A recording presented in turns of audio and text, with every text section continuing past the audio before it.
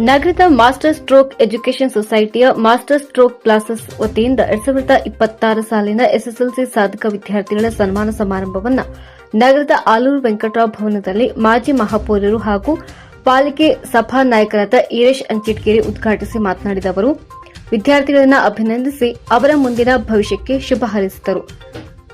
ಮತ್ತೊಬ್ಬ ಅತಿಥಿ ಸಮಾಜ ಸೇವಕ ಶಿವಾನಂದ ಕವಲಿ ಮಾತನಾಡಿ ಮಾಸ್ಟರ್ ಸ್ಟ್ರೋಕ್ ಸಂಸ್ಥೆಯ ಶೈಕ್ಷಣಿಕ ಕಾರ್ಯವೈಖರಿಯನ್ನ ಮುಕ್ತ ಕಂಠದಿಂದ ಶ್ಲಾಘಿಸಿದರು.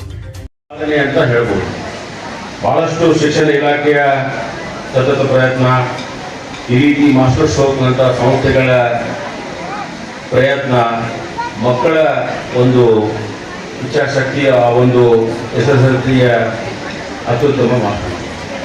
ಕಳೆದ ವರ್ಷ ನಾವು 22 ಇವತ್ತು ನಾವು 10 ಒಳಗೆ ನಮ್ಮ ಸ್ಥಾನವನ್ನು ಹಾಕೊಂಡಿದ್ದೇವೆ. ಬಹಳ ಸಂತೋಷ. ಕಳೆದ ಬಾರಿ ನಾವು ಕೇವಲ 82% ಮಾತ್ರ ಮಕ್ಕಳು ಪಾಸ್ ಆಗಿದ್ದು, ಈ ವರ್ಷ 95.59 ಆಗಿದೆ. ನಮ್ಮ ನಂತರ ಉಡುಪಿ ಮತ್ತು ದಕ್ಷಿಣ ಕನ್ನಡ ಜಿಲ್ಲೆಗಳ ಆಗಿದೆ. ಇದೆಲ್ಲ ಶ್ರೇಯ ನೀವೇನು ಇವತ್ತು ಸತತ ಪ್ರಯತ್ನವನ್ನು ಮಾಡಿದ್ದೀರಿ, ನಿಮಗೆ ಸಲ್ಲಿಸುತ್ತೆ.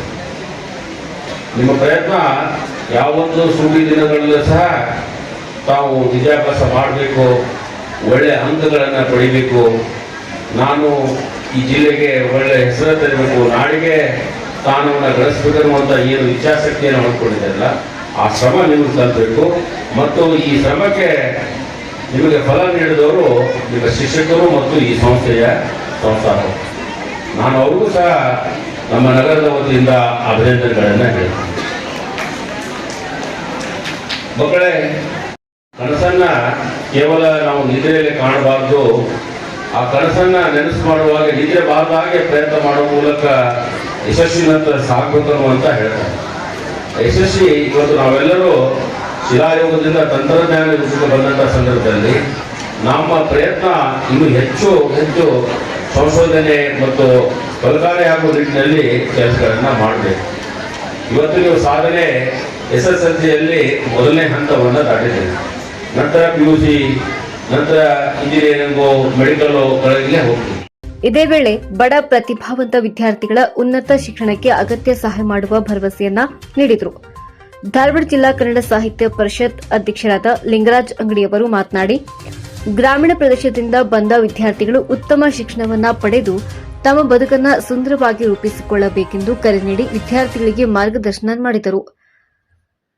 ರಾಜ್ಯ ಹಾಗೂ ಸಿಬಿಎಸ್ಇ ಪರೀಕ್ಷೆಗಳಲ್ಲಿ ಅತ್ಯುನ್ನತ ಸಾಧನೆ ಮಾಡಿದ ಸಂಸ್ಥೆಯ ಸಾಧಕ ವಿದ್ಯಾರ್ಥಿಗಳನ್ನು ಈ ಸಂದರ್ಭದಲ್ಲಿ ಗಣ್ಯರ ಸಮ್ಮುಖದಲ್ಲಿ ಸನ್ಮಾನಿಸಿ ಗೌರವಿಸಲಾಯಿತು. ನಂತರ ವಿದ್ಯಾರ್ಥಿಗಳಿಂದ ಸಾಂಸ್ಕೃತಿಕ ಕಾರ್ಯಕ್ರಮಗಳು ಜರುಗಿದವು. ಈ ಕಾರ್ಯಕ್ರಮದಲ್ಲಿ ಪ್ರವೀಣ್ ಎನ್ ಕವಲಿ, ಶಾಂತರಾಜ್ ವಿಭೂತಿ, ವಿನಯ್ ಎನ್ ಕವಲಿ ಸೇರಿದಂತೆ ಅನೇಕ ಗಣ್ಯರು, ಸಂಸ್ಥೆಯ ಪದಾಧಿಕಾರಿಗಳು, ಶಿಕ್ಷಕರು ಹಾಗೂ ಪೋಷಕರು ಉಪಸ್ಥಿತರಿದ್ದರು. ಅರ್ಥಪೂರ್ಣವಾಗಿ ಮೂಡಿಬಂದ ಈ ಕಾರ್ಯಕ್ರಮಕ್ಕೆ ಸಾರ್ವಜನಿಕ ವಲಯದಿಂದ ವ್ಯಾಪಕ ಶ್ಲಾಘನೆ ವ್ಯಕ್ತವಾಗಿದೆ.